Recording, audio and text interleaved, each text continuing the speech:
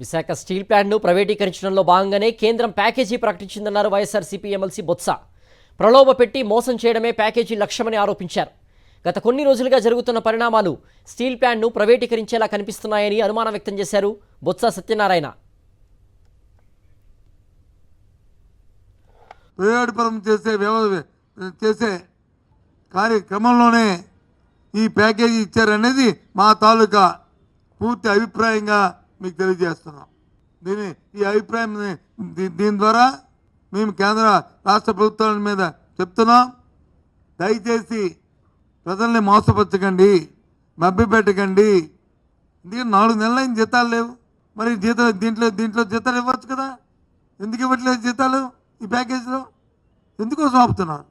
పక్కన ఉన్న కర్ణాటక రాష్ట్రానికి వచ్చి 15,000 కోట్ల ప్యాకేజ్ ఇచ్చారు.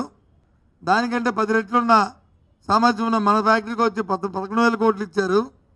ఆకిచ్చిన 15,000 కోట్లలో ఉన్న జీతాలు కానీ, బత్యాలు కానీ, ఎస్టాబ్లిష్మెంట్ కానీ, లేదు ముడిసరి కొనుక్కోవడానికి కానీ దేనికి ఎనీ రిస్ట్రిక్షన్ ఏమీ లేదు. ఈ ఇచ్చిన 11,000 కోట్లకి ఎన్నో నిబంధనలు పెట్టారు.